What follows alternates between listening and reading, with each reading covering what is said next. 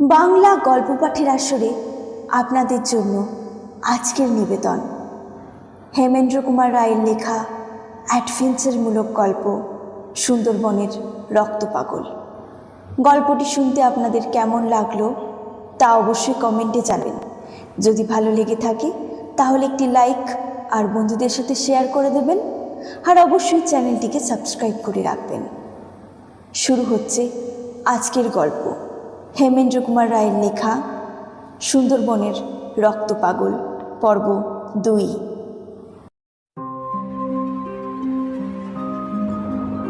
বিজনবাবুর প্রমোদ তরণী সেই নদীপথেই অচল হয়ে রইল। কেবল শশব্যস্ত হয়ে উঠল পুলিশের মোটর বোটগুলো। তারা সুন্দরবনের এই অঞ্চলের সমস্ত নদীনালা দিয়ে ছুটোছুটি করতে লাগলো। এইভাবে কেটে গেল কয়েকদিন।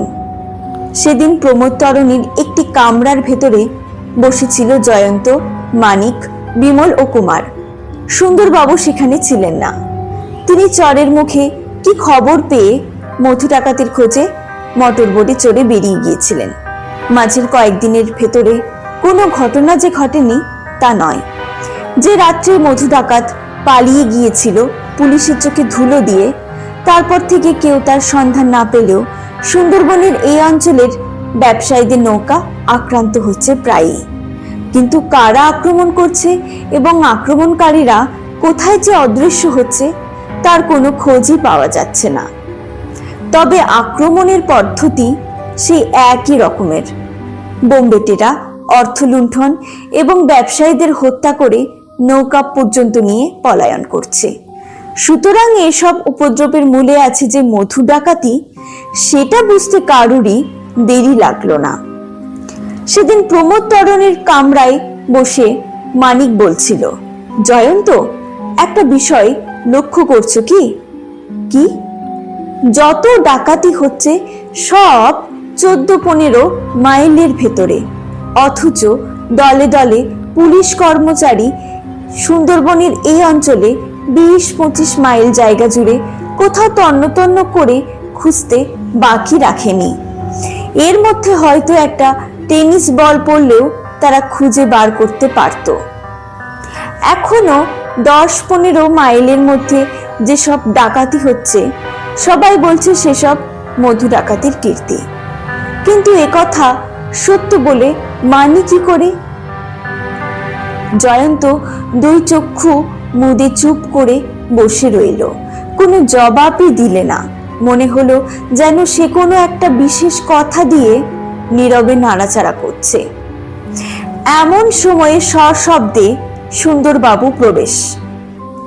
কামরায় ঢুকেই মাথার টুপিটা খুলে একদিকে ছুঁড়ে ফেলে দিয়ে মহা বিরক্তিভাবে তিনি বলে উঠলেন, মেধো ব্যাটার কোনো পাত্তাই পাওয়া গেল না, যত সব বাজে খবর। জয়ন্ত হঠাৎ চোখ খুলে চেয়ারের উপরে সোজা হয়ে উঠে বসে নিজের রূপোর নস্যদানি বার করে দুটি নস্য গ্রহণ করলে। তারপর হাসতে হাসতে বললে, বিমল বাবু, সেই জেরিনার কণ্ঠহারের মামলায় মনে আছে? সে মামলায় আমরা সকলেই তো একসঙ্গে ছিলুম। বিমল বসে বসে একখানা ইংরেজি সচিত্র সমসাময়িক পাতা উল্টাচ্ছিল। জয়ন্তের প্রশ্ন শুনে কাগজ থেকে মুখ তুলে বললে, সে তো এই গেল বছরের ব্যাপার, এত শীঘ্র ভুলে যাবার তো কোনো কারণ নেই। সেই মামলায় আমাদের বিরোধী প্রধান ভূমিকা যে গ্রহণ করেছিল তার কথা মনে আছে তো? বিমল কোনো জবাব দেবার আগেই সুন্দরবাবু বলে উঠলেন, ও বাবা, এ তো ভোলবার কথা কি? মাত্র একখানা বাড়ির ভেতরেই যে বেটা আমাদের সকলকে রীতিমতো ঘোল খাইয়ে ছেড়েছিল, আর শেষ পর্যন্ত আমরা তাকে হাতে নাতে গ্রেপ্তারও করতে পারিনি। কুমার বললে, আপনারা কি অবলাকান্তের কথা বলছেন? বিমল হঠাৎ অত্যন্ত সচেতন হয়ে উঠে দাঁড়িয়ে বললে, অবলাকান্ত? অবলাকান্ত? জয়ন্তবাবু, আপনি খুব একটা মস্ত প্রশ্ন করেছেন। সুন্দরবাবু বললেন, এই আর মস্ত প্রশ্ন কি? অবলাকান্তের মামলা তো অনেকদিন আগে চুকে গিয়েছে, তাকে নিয়ে এখন আর মাথা ঘামিয়ে লাভ কি? বিমল বললে, জয়ন্তবাবু, সেই অবলাকান্ত যে প্রথমে করেছিল আমাদের বন্দি, আমাকে ঝুলিয়ে দিয়েছিল গলায় দড়ি দিয়ে। আশ্চর্য, সেই অবলাকান্ত অসাধারণ সুদীর্ঘ, তার অতি কৃষ্ণবর্ণ দেহ, মুখের উপরে জেগে থাকে তার একটি মাত্র চক্ষু, কারণ তার অপর চক্ষুটি পাথরের তৈরি, কিন্তু প্রকাণ্ড পুরুষালী চেহারার ভেতর দিয়ে নির্গত হয় একেবারে মেয়েলি কণ্ঠস্বর। জয়ন্ত বললে, সে অবলাকান্ত গঙ্গায় বানের টানে ঝাঁপ দিয়েছিল বটে, কিন্তু অনেক সন্ধান করেও আমরা তার দেহ খুঁজে পাইনি। সুন্দরবাবু হঠাৎ তার সে গুরুভার দেহ নিয়ে একটা বৃহৎ লম্ফ ত্যাগ করে বললেন, এসব কথার মানে কি?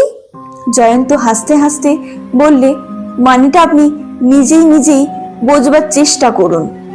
কুমার বললে, বিজনবাবু, মুখে শুনলুম মধু ডাকাতেরও রং হচ্ছে কালো, আর তার দেহ হচ্ছে সুদীর্ঘ, তার একটা চোখ পাথরের, আর সে ও কথা কয় একেবারে মেয়েলি গলায়। মধু ডাকাতের সঙ্গে অবলাকান্তের চেহারার বিশেষত্বের বড্ড বেশি মিলে যাচ্ছে। সুন্দরবাবু চিৎকার করে বলে উঠলেন, এ একটা আবিষ্কার, মস্ত বড় আবিষ্কার। সেদিনকার সে অবলাকান্তই যে আজ মধু ডাকাত রূপে আত্মপ্রকাশ করেছে, এ বিষয়ে আমার কোনো সন্দেহই নেই। জয়ন্ত বললে, সুন্দরবাবু, মধুই বলুন আর অবলাকান্তই বলুন, তার টিকির খোঁজ পর্যন্ত এখনো তো পাওয়া গেল না। আপনারা সুন্দরবন এই অঞ্চলে 20-25 মাইল তন্ন তন্ন করে খুঁজে দেখলেন, কিন্তু এখনো পর্যন্ত কিছুই আবিষ্কার করতে পারলেন না।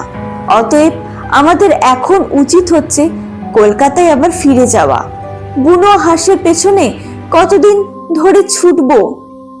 সুন্দরবাবু ধপাস করে একখানা চেয়ারের উপরে বসে পড়ে হতাশ ভাবে বললেন, কি করব ভাই, এই মধু বেটা হয়তো ভোজবাজি জানে, সে কাছাকাছি আমাদের চারপাশে ঘুরে বেড়াচ্ছে, যদিও সে এই লঞ্চের ত্রিসীমায় আসে না, তবুও নৌকার ওপর হানা দিচ্ছে 10-15 মাইলের ভেতরে।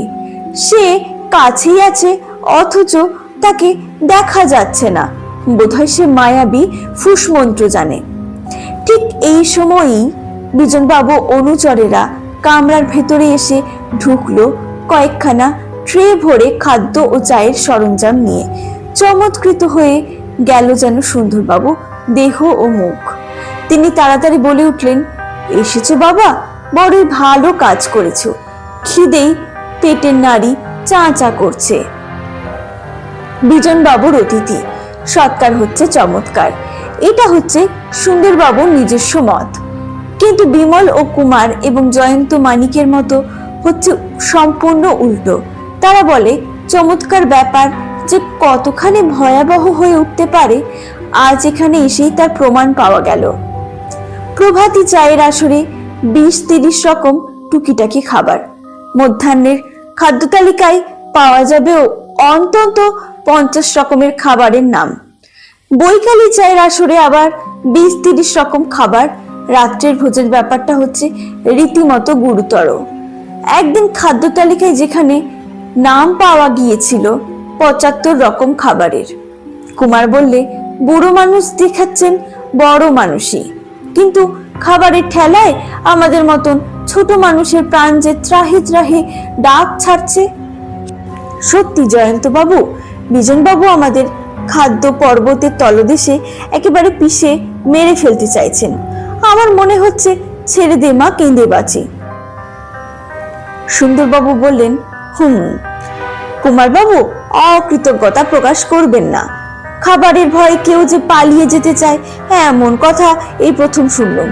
কি জানে বাবা, দুনিয়ায় কত রকমই লোক আছে। মানিক বললে, ঠিক বলেছেন সুন্দরবাবু, আমিও সেই কথাই ভাবছিলুম।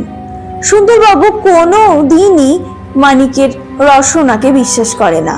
তিনি সন্দিগ্ধ স্বরেই বললেন, কি রকম? তুমি ওই কথাই ভাবছিলে? মানিক বললে, হ্যাঁ সুন্দরবাবু, দুনিয়ায় কত রকমই লোক আছে, কোনো মানুষের পক্ষের আহার কেউ পেট ভরায় ঠিক গ্লুটনের মতো। সুন্দরবাবু দুই ভুরু কুঞ্চিত করে বললে, গ্লুটন মানে? তা জানেন না বুঝি? গ্লুটন নামে এক চতুষ্পদ জানোয়ার আছে, সে যত পারে ততই খাবে, এমনকি যখন খেতে আর পারবে না তখন সে গোগ্রাসে উদর পূর্ণ করতে চাইবে। খিদে মেটে গেলে আবার কেউ খেতে চায় নাকি? গ্লুটনরা চায়। তাদের পেট যখন খেয়ে খেয়ে ফোলা হাঁপড়ের মতন হয়ে উঠেছে, অথচ সামনের খাবার যখন শেষ হয়নি, তখন তারা কি করেন জানেন? সুন্দরবাবু অতি কাতর সন্দিগ্ধ কণ্ঠে বললেন, আমি জানি না, আর জানতেও চাই না। আহা, তবু শুনে রাখুন না। গ্লুটন তখন করে কি? বনের ভেতরে খুঁজে এমন দুটো বড় বড় গাছ বেছে নেয় যাদের মধ্যে ফাঁক দিয়ে তার শরীর একেবারেই গলে না, কিন্তু গ্লুটন সেই অল্প ফাঁকটুকুর ভেতরে নিজের শরীর এমন প্রাণপণে গলিয়ে দেবার চেষ্টা করে যে দুদিক থেকে বিষম চাপ খেয়ে পেটের খাবার আবার হড়হড় করে বাইরে বেরিয়ে পড়ে। তারপর পেট যেই খালি হয়ে যায় তখন সে আবার বাকি খাবারগুলো পাঠিয়ে দেয় জোর করে খালি করা পেটের ভেতর। সুন্দরবাবু অত্যন্ত মুখ ভার করে বললেন, এখানে হঠাৎ তোমার ওই গ্লুটনের কথাটা মনে পড়লো কেন বলো দেখি? মানিক দুষ্টুমির হাসি হেসে বললে, মনে পড়লো তাই বললুম। কেন মনে পড়লো সে কথা বা নাই বললুম। সুন্দরবাবু ক্রুদ্ধস্বরে বললেন, তোমার মতন হাড় পর্যাত ছোকরারা জীবনে আমি কখনো দেখিনি। আমি এত বোকা নই হে, কাকে লক্ষ্য করে তুমি এই কথা বলেছ তা বুঝতে পেরেছি। তিনি রাগে গস গস করতে করতে উঠে গিয়ে একখানা বড় সোফার উপরে লম্বা হয়ে শুয়ে পড়লেন, নিজের প্রচন্ড হজম শক্তির দ্বারা বৃহৎ উদারের বৃহত্তম ভার খানিকটা কমিয়ে ফেলবার জন্যে। মানিক আর কুমার দাবা বোর্ডে খেলতে বসে গেল। একখানা চেয়ার জানলার দিকে টেনে নিয়ে বসে পড়ে জয়ন্ত বাইরের দিকে তাকিয়ে দেখতে লাগলো।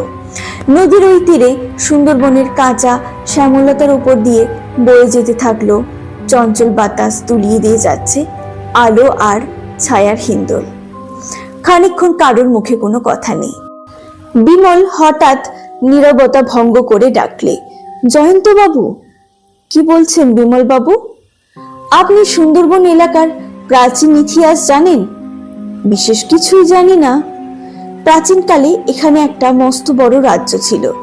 তখন কেউ তাকে ডাকতো ব্যাঘ্রতটি বলে, আর কেউ ডাকতো সমতট বলে। এই সমতট রাজ্য এমন বিখ্যাত ছিল যে সেখানকার চীন দেশের প্রসিদ্ধ ভ্রমণকারী জুয়াং পর্যন্ত এখানে বেড়াতে এসেছিলেন। সেই সময় তিনি এসে দেখেছিলেন এখানে নানা জাতীয় ধর্ম উপাসকরা বাস করেন। তাদের কেউ জৈন, কেউ বৌদ্ধ, কেউ হিন্দু। এখানে তিনি 30টি বড় বড় বৌদ্ধ মঠ আর বিহার দেখেছিলেন, আর দেখেছিলেন হিন্দুদের 100টি মন্দির। বলা বাহুল্য প্রত্যেক শহরে যা যা থাকে এখানেও সে সমস্ত কোনো কিছুরই অভাব ছিল না। অর্থাৎ নাগরিকদের অসংখ্য ঘরবাড়ি, ধনীদের অট্টালিকা, রাজ্য, রাজা রাজাদের প্রাসাদ, কিন্তু সে সব অতীত ঐশ্বর্যের চিহ্ন এখন পৃথিবীর বুক থেকে বিলুপ্ত হয়ে গিয়েছে। জয়ন্ত জিজ্ঞাসা করলে তার কারণ। সুন্দরবনের এখানটা হচ্ছে অদ্ভুত জায়গা। এখানকার মাটি নাকি ক্রমাগত নিচের দিকে বসে যায় আর ওপরে উঠে আসে জায়গা জুড়ে নতুন মাটি। আজও সুন্দরবনের এই অঞ্চলের অনেক জায়গায় খনন করে উপরিকার মাটির তলায় পাওয়া গিয়েছে বড় বড় প্রাসাদ, অট্টালিকা আর ঘরবাড়ির ভগ্নাবশেষ। আবার অনেক জায়গায় মাটি খুঁড়ে দেখা গিয়েছে বড় বড় গাছগুলো মাটি চাপা পড়েও সোজা হয়ে সারি সারি দাঁড়িয়ে আছে। এখানে এসে সন্ধানী লোক যদি খোঁজে আর চেষ্টা করে তাহলে পৃথিবীর গর্ত থেকে আবিষ্কার করতে পারে সেখানকার একাধিক ভূপ্রথিত অট্টালিকা বা মন্দির প্রভৃতি। অবশ্য আবিষ্কার করবার জন্যে কারোকে বিশেষ সন্ধান করতে হয় না, কারণ পৃথিবীর ওপরকার মাটির দিকে দৃষ্টিপাত করলেই অনেক সময় বোঝা যায় যে লোকের চোখের আড়ালে এখানে লুকিয়ে আছে অতীতের কোনো না কোনো কীর্তি। জয়ন্ত হঠাৎ চেয়ার ঘুরিয়ে বসে আগ্রহ ভরে বললে, তারপর তারপর ভারতে যখন মোগলদের সাম্রাজ্য, বাংলার মহাবীর প্রতাপাদিত্য যখন স্বাধীনতার তুলসধ্বনি করছেন, তখনও এখানে আবার নতুন করে মানুষের বসতি অর্থাৎ শহর বা গ্রাম বসবার চেষ্টা হয়েছিল। তখনও এখানে সুন্দরবনের কেন্দ্র বাঘের হুঙ্কারের চেয়ে ঢের বেশি শোনা যেত নাগরিক মানুষের মিষ্ট কণ্ঠস্বর। কিন্তু তারপরেই এখানে শুরু হয় পর্তুগিজ বোম্বেটেদের অমানুষিক অত্যাচার। তারা ডাঙায় নেমে লুটপাট করতই না, সেই সঙ্গে ধরে নিয়ে যেত অগুন্তি মেয়ে, পুরুষ আর বালকদের। পাছে সেই বন্দিরা জলদস্যুদের জাহাজ থেকে জলে লাফিয়ে পালিয়ে যায়, সেই জন্য তাদের অনেককে কিরকম করে রাখা হতো জানেন? এতক্ষণে সুন্দরবাবু প্রায় ঘুমন্ত আগ্রহ সম্পূর্ণ জাগ্রত হয়ে উঠেছিল। তিনি ধর্মর করে সোফায় উঠে বলে বললেন, বিমল বাবু, হ্যাঁ, আপনার গল্পটা ভারী ইন্টারেস্টিং লাগছে।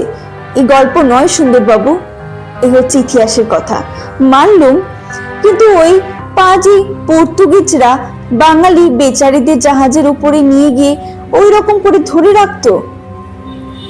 জাহাজের পাটাতনের তলায় যেখানে লোকজন ধরে না, সেখানে ঢুকিয়ে দিত হয়তো 100 জন বাঙালিকে। তারপর তাদের প্রত্যেকের হাত, পেরেক বা হুক মেরে জাহাজের কাঠের সঙ্গে সংলগ্ন করে দিত। তাদের বাস করতে হতো ঘুটঘুটো অন্ধকারে। তাদের কেউ শুনতে পেত না, কারণ পা ছাড়বার মতন ঠাঁই সেখানে থাকতো না। কিন্তু তাদের বাঁচিয়ে না রাখলে চলবে না, কেননা দেশে বিদেশে গোলাম রূপে তাদের বিক্রি করার জন্য গ্রেপ্তার করে নিয়ে যাওয়া হতো। অতএব তাদের মাঝে মাঝে কিছু জল আর কিছু করে অসিদ্ধ শুকনো চাউল খেতে দেওয়া হতো। বুঝতেই পারছেন, এই অবস্থায় মানুষ বাঁচতে পারে না। যাদের নিতান্তই কই মাছের প্রাণ, তারাই বেঁচে থাকতো কোনো গতিকে। অর্থাৎ 200 জনের মধ্যে হয়তো 25 কি 30টি প্রাণী। কুমার আর মানিক দাবা বড়ে খেলা ভুলে গিয়ে শিউরে উঠে সঙ্গে সঙ্গে বললে, কি ভয়ানক! বিমল বললে, ওই মহাপাপিষ্ট পর্তুগিজ বোম্বেটেদের অত্যাচারের শেষটা সুন্দরবনে একেবারে জনশূন্য হয়ে গেল।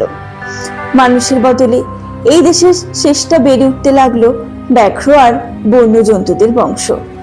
জয়ন্ত হঠাৎ নিজের আসন ত্যাগ করে বিমলের সামনে এসে বললে, বিমল বাবু, আজ হঠাৎ আপনি পুরনো ইতিহাসের কথা তুললেন কেন?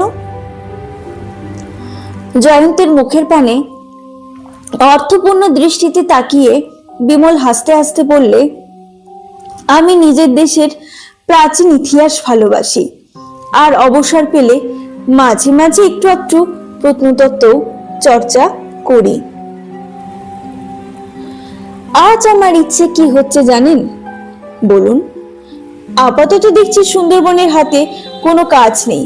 মথু ডাকাত অদৃশ্য, তাকে খুঁজে বেড়াচ্ছে দলে দলে পুলিশের চর। মথু 10-15 মাইলের ভেতরে ডাকাতি করছে, অথচ এখনো তার সন্ধান পাওয়া যাচ্ছে না। যদি ইতিমধ্যে মধুর সন্ধান পাওয়া যায়, তাহলে সুন্দরবাবু তার জন্য বিজনবাবু এই লঞ্চে বসে অপেক্ষা করুন।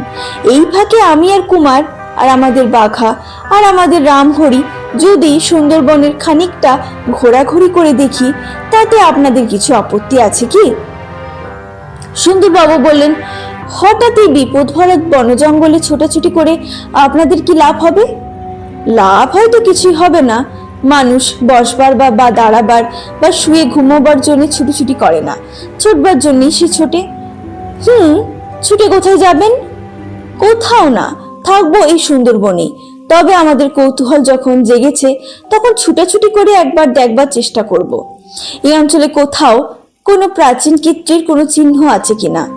চিহ্ন মানে আমার মনে একটা সন্দেহ জেগেছে যে এখানকার কাছাকাছি কোনো একটা জায়গায় এমন কোনো প্রাচীন বৌদ্ধ বিহার বা প্রাচীন অট্টালিকা ধ্বংসাবশেষ আছে, যা খুঁজে বার করতে পারলে বাংলার অতীতের প্রতি আমাদের শ্রদ্ধা দ্বিগুণ বেড়ে উঠবে। পাগলের কথা, অতীতের প্রতি শ্রদ্ধা বাড়াবার জন্য আমি বাঘা অজগরের পেটের ভেতরে ঢুকতে রাজি নই। জয়ন্তের 2 চক্ষু জ্বলে উঠল। সে বললে, বিমল বাবু, আমিও আপনাদের সঙ্গে যাব। মানিক দাঁড়িয়ে উঠে বলল, আমিও। সুন্দরবাবু বললেন, বাবা, যত পাগলের পাল্লায় এসে পড়েছি। আমি এক পাও নড়ছি না, আমি এখানেই অচল শিবলিঙ্গের মতন বসে থাকবো। Duty is duty. সেদিন রাত্রে হঠাৎ এলো ঝমঝম করে বৃষ্টি। তখন বর্ষাকাল নয় বটে, কিন্তু সুন্দরবনের এই অঞ্চলটা হচ্ছে বঙ্গোপসাগরের একেবারে পাশেই। এখানে সমুদ্রের উদ্যান ঝোড়ো হাওয়া কোথা থেকে কখন যে বৈদ্যুতিক ভরা জলবর্ষী কালো মেঘকে টেনে আনবে কেউ তা আন্দাজ করতে পারে না। প্রায় 2-3 ঘন্টা ধরে হুহু ঝোড়ো বাতাসে এই অরণ্য জগতের চতুর্দিকে প্রলয় হাহাকার জাগিয়ে সেই জল ভরা কালো মেঘ চাঁদকে মুক্তি দিয়ে আবার চলে গেল কোথায়।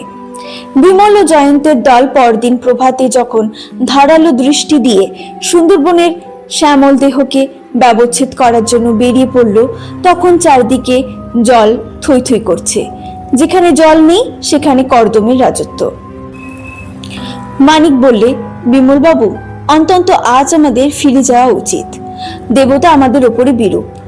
বরুণ দেবের অভিশাপে পথ আর বিপথ এত বেশি দুর্গম হয়ে উঠেছে যে আমাদের অভিযান হয়তো একেবারেই ব্যর্থ হয়ে যাবে। বিমল হেসে বলল, আমার ঘর পালানো মন যখন অজানা পথের ডাক শুনতে পায়, তখন দেবতা বা দানব কারোর বাধায় আমি মানি না। জয়ন্ত বললে, আমারও মন আজ প্রতিজ্ঞা করেছে যে আপনার মনেরই সঙ্গী হবে। ইচ্ছে প্রবল হলে জল কাদা জঙ্গল মানুষকে কোনো বাধাই দিতে পারে না। পেছন থেকে রামহরি গজগজ করতে করতে বললে, মানিকবাবু ঠিক কথাই বলেছেন, কিন্তু এই জয়ন্ত বাবুটা দেখছি আমাদের খোকা বড়বুর মতোই মাথা পাগল। এক পাগলকে সামলাতে পারি না, আজ আবার ডবল পাগলকে নিয়ে হাড় জ্বালাতন হবে দেখছি। কি গো কুমার বাবু, তোমার ইচ্ছেটা কি শুনি? কুমার হাসতে হাসতে বললে, রামহরি, তুমি কি জানো না যে বিমলের ইচ্ছে আমার ইচ্ছে এক? রামহরি একটা নিঃশ্বাস ফেলে বললে, তা জানি না আবার, তবু কথার জিজ্ঞাসা করছিলাম। কিন্তু বাঘা বেচারিকে এখানে মিছিমিছি টেনে এনে কি লাভ হলো? হ্যাঁ রে বাঘা, এই বিচ্ছিরি জল কাদা জঙ্গল তোর কি ভালো লাগবে? বাঘা যেন রামহরির কথাই প্রতিবাদ করবে বলেই বিপুল পুলকে গনগন লাঙ্গুল আন্দোলন করতে করতে ঠিক পাশের একটি ছোট নালার জলে ঝম্প প্রদান করে সৎ চিৎকারে বলে উঠল। রামহরি রেগে টং হয়ে বললে, যেমন মুনিপ তেমনি তার কুকুর। না, এখানে আমার কোনো কথা কবাই উচিত নয়। তারপর আরম্ভ হলো যাত্রা। আর সে কি যাত্রা, পদে পদে সে কি বাধা। কোথাও কোমর ভোর ঘোলা জল, কোথাও হাঁটু ভোর পুরু কাদা, কোথাও সূর্যালোকে সমুজ্জ্বল দিবসে অমাবস্যা রাত্রির মতন অন্ধকার জঙ্গলে অন্তপুর, কোথাও কাটাঝোপের পর কাটাঝোপের সুতীক্ষ্ণ দর্শন। তবু তারা অগ্রসর হয়েছে। তারা জলাভূমি মানলে না, জঙ্গলের যত অদৃশ্য বিভীষিকাকে মানলে না, মনুষ্য পদচিহ্ন হীন অপথ বিপদ বা কুপথ কিছুই মানলে না। তারা সঙ্গে করে এনেছিল 3খানা ছোট ছোট অতিশয় হালকা রবারের নৌকা। স্থলপথ শেষ হয়ে গিয়ে যেখানে আসে জলপথের পর জলপথ, সেই নৌকার উপরে আরোহণ করে তারা এই নদী বহুল সুন্দরবনকে বাধা সরিয়ে দেয়। একদিকে বিষাক্ত সাপের দেখা পাওয়া গেল, কিন্তু তারা গত রাত্রে ঝড় বৃষ্টিতে এমন অসহায় হয়ে পড়েছে যে ঘৃণ্য মানুষদের দেখেও কোনো রকম আক্রমণ এমনকি পালাবার চেষ্টা করলে না। কোনো কোনো জলপথে 2-4টে কুমিরের প্রলুব্ধ মুখও দেখা গেল, কিন্তু দলের কারুর না কারুর বন্দুকের আওয়াজ শুনে আবার তারা তলিয়ে গেল অতল তলে। কিন্তু তাদের সবচেয়ে জ্বালাতন করছিল সুন্দর বনবিহারী অসুন্দর মশকের দল।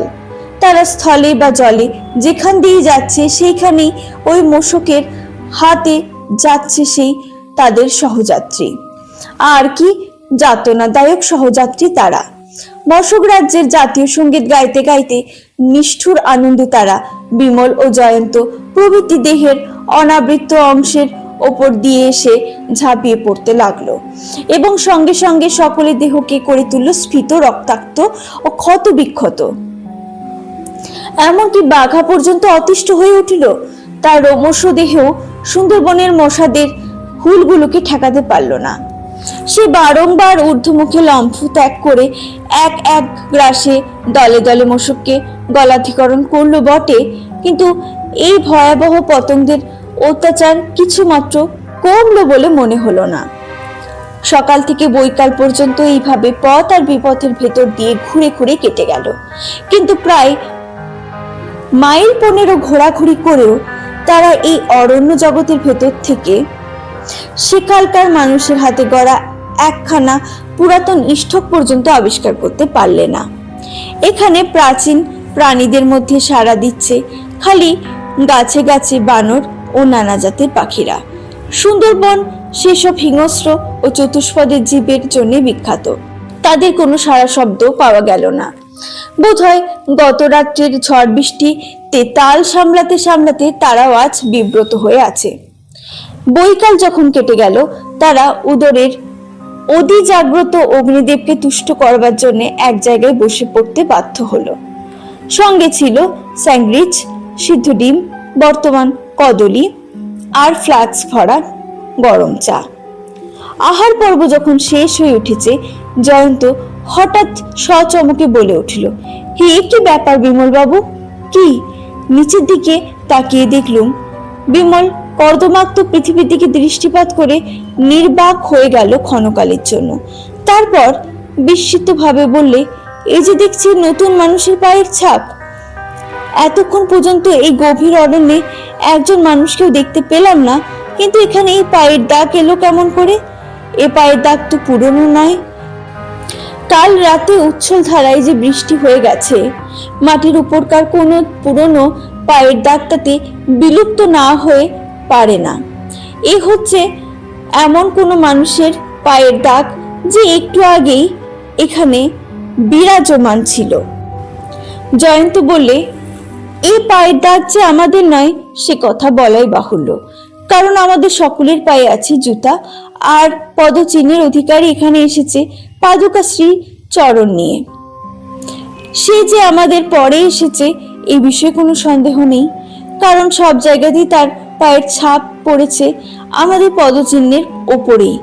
কে সে?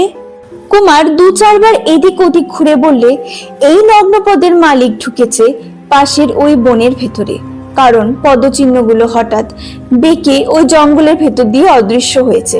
ইতিমধ্যে বাঘা হয়ে উঠেছে অত্যন্ত সচেতন। সে যেন সকলকার কথা বুঝতে পারলে। এতক্ষণ সে খেপড়ি খেয়ে ঘাড় বেঁকিয়ে বসেছিল এই বৈকালী ভোজে স্যান্ডউইচ বা সিদ্ধ ডিমের 2-1টা টুকরো লাভ করার জন্য, কিন্তু এখন হঠাৎ এই নতুন পদচিহ্নের আখ্যান পেয়ে 2 কান খাড়া করে গড়র গড়র চাপা গর্জন করে উঠল। তারপর অতি লোভনীয় স্যান্ডউইচ প্রভৃতির কথা একেবারে ভুলে গিয়ে সেই নগ্নপদের চিহ্ন শুকতে শুকতে ঢুকে গেল পাশের একটা অন্ধকার জঙ্গলের ভেতর। কুমারও ছুটল তার পেছন পেছন, এবং দলের বাকি সকলেই বিনা বাক্য ব্যয়ে বাধ্য হলো তারই পশ্চাৎ অনুসরণ করতে। কিন্তু জঙ্গলের ভেতরে কাউকেই পাওয়া গেল না। সেখানে পদচিহ্ন দেখেও অগ্রসর হবার উপায় নেই, কারণ মাটির ওপরটা আচ্ছন্ন হয়ে আছে সুদীর্ঘ আগাছার দল। সকলে আবার জঙ্গলের বাইরে এসে দাঁড়ালো। জয়ন্ত বললে, ব্যাপারটা বেশ বোঝা যাচ্ছে। এই বনের ভেতরে চোখের সামনে আমরা কোনো মানুষকে দেখতে পাচ্ছি না বটে, কিন্তু আমাদের পেছন পেছনে নিশ্চয়ই এসেছে কোনো লোক। নিশ্চয়ই সে আমাদের গতিবিধির উপরে লক্ষ্য রাখছিল, কিন্তু হঠাৎ আমরা বৈকালী ভোজের জন্য এখানে বসে পড়েছি দেখে ধরবার ভয়ে পাশের জঙ্গলের ভেতরে ঢুকে অদৃশ্য হয়ে গিয়েছে। বিমল বললে, কিন্তু মাটির উপরে তাকে পা ফেলে আসতে হয়েছে। সে যে কোথা থেকে এসেছে এই মাটির উপরেই তার চিহ্ন দেখা আছে। তাকে যখন পেলাম না, তখন দেখা যাক সে আমাদের পেছন পেছন এসেছে কোন অন্তরালে থেকে। জয়ন্ত আগে উঠে দাঁড়িয়েছিল। সে বললে, বিমলবাবু ঠিক বলেছেন, আসুন এইবার সেই চেষ্টাই করা যাক। মানিক বললে, আমরা এসেছিলাম সুন্দরবনের ভেতরে থেকে কোনো পুরো কীর্তির সন্ধান করতে, কিন্তু ব্যাপারটা হয়ে উঠেছে এখন গোয়েন্দা কাহিনীর মতো। জয়ন্ত বিরক্ত কণ্ঠে বললে, মানিক, তুমি মূর্খের মতো কথা কইও না। আমি কি মূর্খের মতন কথা কইছি? তাহলে ব্যাপারটা আমাকে বুঝিয়ে বলো। ছি মানিক, এতকাল আমার সঙ্গে থেকেও তুমি এমন বোকার মতো কথা কইবে তা আমি জানতুম না। বোঝাবুঝির কথা হবে পরে, এখন আগে দেখতে হবে এই নগ্নপদের চিহ্নগুলো এসেছে কোথা থেকে। সকলে আবার ফিরতি পথে অগ্রসর হলো। পুরো কাদার উপরে পায়ের চিহ্নগুলো অত্যন্ত স্পষ্ট। সকলে তাই দেখে এগোতে এগোতে প্রায় 1.5 মাইল পথ পার হয়ে গেল। এরপরই দেখা গেল পদচিহ্নগুলো প্রবেশ করেছে এমন এক প্রচন্ড অরণ্যের মধ্যে, যেখানে কোনো জীবের পক্ষে যাতায়াত করার করাও অসম্ভব। কি অন্ধকার অরণ্য! সূর্যের আলোক এখনো নির্বাপিত হয়ে যায়নি, কিন্তু সেই অরণ্যের মধ্যে দৃষ্টি চালনা করতে গেলেও চক্ষু যেন নিরঞ্জ অন্ধকারের নিরেট প্রাচীরে ধাক্কা খেয়ে পালিয়ে আসতে চায়। তবু সকলেই টর্চের আলো জেলে সেই নিস্তব্ধ ও নির্জন অন্ধকারের মধ্যে প্রবেশ করলো। আশ্চর্য ব্যাপার, অমন যে দুর্গম বন জঙ্গল আর ভেতরে গাছপালা কাটা ঝোপ কেটে কারা যেন পথ তৈরি করে নিয়েছে। সুদীর্ঘ তৃণ ও আগাছা ঢাকা মাটির ওপর আর কারোর পদচিহ্ন দেখা যায় না বটে, কিন্তু ভুল হবার কোনো উপায় নেই, কারণ এই গভীর অরণ্যকে বাঁধা সরিয়ে দিয়ে একটা সংকীর্ণ পথের রেখা বরাবরই চলে গিয়েছে সামনের দিকে। সে পথের এপাশে অন্ধকার, ও পাশে অন্ধকার, তার ওপরে নিশ্চিন্দ্র অন্ধকার। সকলের মনে হলো এই ভীমরার কুণ্ঠিত অদ্ভুত পথ দিয়ে অগ্রসর হলে একটু পরে যেন প্রবেশ করা যাবে রহস্যময় অন্ধকার অন্তপুরে। কিন্তু হঠাৎ শেষ হয়ে গেল পথ। পাওয়া গেল একটা ছোট ময়দানের মতো জায়গা। সেখানে মাথার ওপরকার আকাশে তখনও জেগে আছে অস্তমুখ সূর্যের আলোক আশীর্বাদ। আমরুচিতে সেই মহানির্জন ও মহানিস্তব্ধ অরণ্যভূমির গভীর নিদ্রা খণ্ড বিখণ্ড হয়ে গেল, যেন উপর্যপরি ভীষণ দুই শব্দে। গুরুম গুরুম গর্জন করে উঠেছে রামহরির বন্দুক। সঙ্গে সঙ্গে রামহরির এক প্রচন্ড পদাঘাত খেয়ে বিমল 5-6 হাত দূরে ঠিকরে গিয়ে পড়ল। ততক্ষণে আর সকলে সচেতন হয়ে দূরে সরে গিয়ে দাঁড়িয়েছে। রামহরি তাড়াতাড়ি ছুটে গিয়ে বিমলের হাত ধরে টেনে তুলে কাতর কণ্ঠে বললে, খোকা বাবু, তোমাকে আমি লাথি মেরে যে পাপ করেছি, ভগবান আমাকে তার জন্য ক্ষমা করুন। ওই গাছটার উপর থেকে মস্ত একটা বড় অজগর তোমার উপরে ঝাঁপ খেতে আসছিল। বন্দুকের 2 গুলিতে আমি তার মাথা গুঁড়ো করে দিয়েছি। অজগরটা ছটফট করতে করতে ওই বড় ঝোপটার উপরে গিয়ে পড়েছে। তখন সেই ঝোপটা হয়ে উঠেছে আশ্চর্য রকমের জীবন্ত। তার অনেক গাছ আগাছা তীব্র বেগে ছিটকে ওদিকে ওদিকে ছড়িয়ে পড়ছে, যেন তার মধ্যে অভিনীত হচ্ছে এক ভয়াবহ বিরাটের নাটকীয় লীলা। বাঘা মহাক্রোধে গর্জন করে ছুটে যাচ্ছিল সেই দিকে। কুমার এক লাফে তার উপর গিয়ে পড়ে তাকে 2 হাতে জড়িয়ে ধরে বললে, ওরে বাঘা, তুই কি জানিস না অজগরের মৃত্যু যন্ত্রণা? তার দেহ থেকে প্রাণ বেরিয়ে গেলে তার সর্বাঙ্গ কুণ্ডলিতে হয় ঘন্টার পর ঘন্টা যন্ত্রণা। সেই মৃত অজগরের জীবন্ত দেহের কুণ্ডলি ভেতরে গিয়ে পড়লে কোনো গন্ডার বা হাতি পর্যন্ত পরলোকে যাত্রা করতে পারে? ইতিমধ্যে বিমল সোজা হয়ে উঠে দাঁড়িয়েছে। রামহরির একটা কথা আমলে না এনে চিৎকার করে বললে, কোনো কথা না বলে সবাই এখান থেকে পালিয়ে এসো, চলো আমার সঙ্গে ওপাশে ওই ঝোপটার ভেতরে গিয়ে ঢুকি। একটা অতি অন্ধকার জঙ্গলের ভেতরে গিয়ে সবাই যখন আত্মগোপন করলে, মানিক তখন শুধালে, বিমল বাবু, অজগরের মাথা তো গুঁড়ো হয়ে গিয়েছে, সে তো আমাদের আর তেড়ে এসে আক্রমণ করতে পারতো না, তবে তাড়াতাড়ি আমাদের এখানে পালিয়ে আসতে বললেন কার ভয়ে? জয়ন্ত ক্রুদ্ধ কণ্ঠে বললে, মানিক, তোমার নির্বুদ্ধিতা দেখে আমি হতবুদ্ধি হয়ে যাব বলে মনে হচ্ছে। তুমি কি এইটুকু বুঝতে পারছো না যে আমরা এক পদচিহ্ন অনুসরণ করে এই দুর্ভেদ্য জঙ্গলের ভেতরে ঢুকে এসে পড়েছি?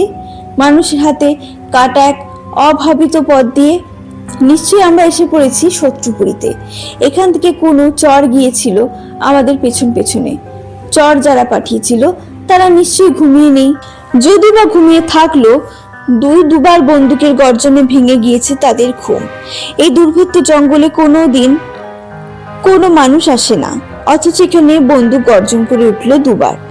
বন্দুকের গর্জন জানায় মানুষের অস্তিত্ব। তুমি কি মনে করছো যারা আমাদের পেছনে চড় পাঠিয়েছিল তারা এখনো অন্ধকার থেকে আলোকে এসে হাজির হয়নি? তারা অজগরের চেয়ে ভয়ানক। বিমলবাবু ওই জন্যই বলেছিলেন তোমাদের লুকিয়ে পড়তে। কুমার বললে, জয়ন্তবাবু, আমি আপনার সবশেষে এই জঙ্গলে এসে ঢুকেছি, কিন্তু ঢোকবার আগে কি দেখলাম জানেন? ডান দিকে খানিক দূরে জেগে আছে একটা পাহাড়। পাহাড়ি বা বলি কেন, খুব উঁচু ঢিপির মতো একটা জায়গা, আর তারই তলা থেকে মাটি ফুঁড়ে বেরিয়ে এলো একটা মানুষ। বোধহয় একটা না, তার পেছন পেছন দেখলাম 4টে মাথা। হঠাৎ মানিক বললে, চুপ, জঙ্গলের বাইরে কারা যেন কথা কইছে, গলার আওয়াজ পাওয়া যাচ্ছে। 2-3 লোকের অস্ফুট কণ্ঠস্বর শোনা গেল বটে, কিন্তু তারপরে জাগ্রত হয়ে উঠল এক ভয়ঙ্কর বিভৎস আর্তনাদ। রাত্রির নিস্তব্ধ আকাশ যেন বিদীর্ণ হয়ে গেল। বিমল বললে, জয়ন্তবাবু, কিছু বুঝতে পারছেন কি? অভাবিত রূপে এখানে বন্দুক গর্জন করে উঠল কেন? তাই জানবার জন্যে কৌতূহলী হয়ে কেউ কেউ ঘটনায় স্থলে এসে হাজির হয়েছে। তারপর একটা জঙ্গল ঘন ঘন আন্দোলিত হচ্ছে দেখে তারা ঢুকেছিল ওই জঙ্গলের ভেতরে গিয়ে। তার ভেতরে পাক সাপ খাচ্ছিল মৃত অজগরের দেখতে জীবন্ত সুদীর্ঘ দেহ। তার দেহের পাকের ভেতরে গিয়ে পরে কোনো নির্বোধ হতভাগ্যের এখন ইহলোক ত্যাগ করেছে। সেই জঙ্গলের বাইরে দূর থেকে শোনা গেল অনেকগুলো মানুষের কণ্ঠস্বর। তারা যেন কি বলছে তা শোনা যাচ্ছে না, বোঝানো যাচ্ছে না বটে, কিন্তু তারা যে উপকারী বন্ধু নয় এটুকু বুঝে বিমল আর জয়ন্ত একেবারে স্তব্ধ হয়ে রইল। পাছে বাঘা পশুবুদ্ধির উত্তেজনায় আচমকা চিৎকার করে, সেই ভয়ে কুমার 2 হাত দিয়ে তার মুখ ভালো করে চেপে ধরল। সকলে অপেক্ষা করতে লাগলো রুদ্ধশ্বাসে। কোনো বিপদ এখনই এসে পড়বে তাদের স্কন্ধের ওপরে, কিন্তু তাদের সৌভাগ্যক্রমে কোনো বিপদই সূচনা হলো না। বাইরে কণ্ঠস্বরগুলি নীরব হয়ে গেল ধীরে ধীরে। তারপর জাগ্রত হয়ে রইল শুধু সুন্দরবনের বনস্পতিদের অনন্ত মর্মের ভাষা এবং চন্দ্রপুলকিত রজনীর ঝড়ো ঝড়ো জ্যোৎস্নাধারা।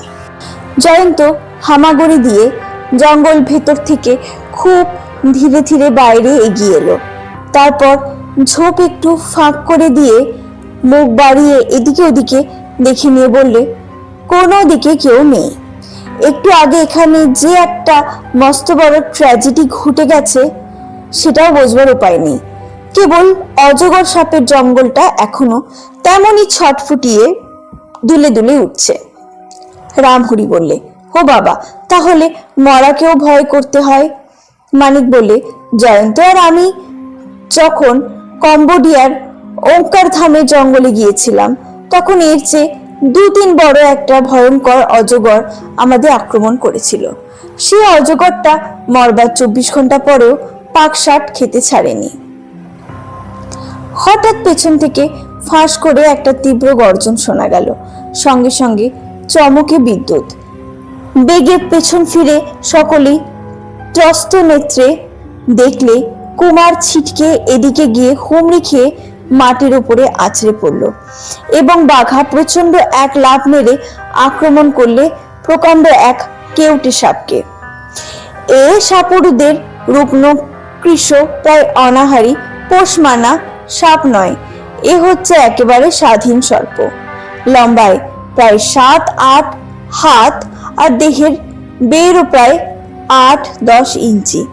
বাঘা অত্যন্ত জোয়ান ও বৃহৎ কুকুর।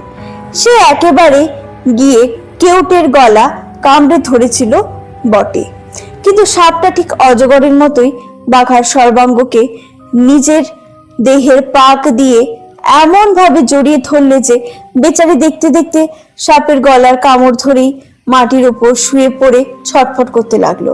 দেখেই বোঝা গেল কেউটে মরলেও বাঘার বাঁচার কোনো উপায় নেই। কুমার পাগলের মতো মাটির উপর থেকে ঝাঁপিয়ে পড়ল সেই সাপের মারাত্মক আলিঙ্গনে। বদ্ধতার প্রিয়তম বাঘার দেহের ওপরে।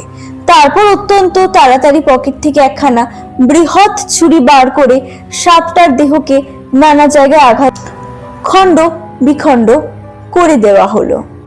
রামহরি বলে উঠল, খবরদার বাঘা, সাপটার মুন্ডু এখনো ছাড়িস নে। শুনেছি কেউটোদের কাটা মুন্ডু লাভ মেরে মানুষের কামড়ে দেয়। বাঘা মানুষ রামহরির ভাষা বুঝলে না, কিন্তু নিম্ন শ্রেণীর জীবেদের যে সহজাত বুদ্ধি থাকে বাঘার ঘটে সেটুকুর অভাব ছিল না। কুমার যখন কেউটের দেহের পাক কেটে তাকে মুক্তিদান করলে তখনও সে সাপের মুন্ডুটাকে ত্যাগ করতে রাজি হলো না, এবং সত্যই সে দেহহীন মুন্ডুটা তখনও তাকে দংশন করবার চেষ্টা করছিল। কুমার আবার সেই সুদীর্ঘ তীক্ষ্ণধারার ছুরি দিয়ে সাপটার মুন্ডুটাকে কুচি কুচি করে প্রায় 8-10 খণ্ডে বিভক্ত করে দিলে বাঘা তখন সর্পমুণ্ডের অবশিষ্ট অংশ ত্যাগ করে খেবড়ি খেয়ে বসে রক্তাক্ত জিভ বার করে হাহা করে হাঁপাতে লাগলো।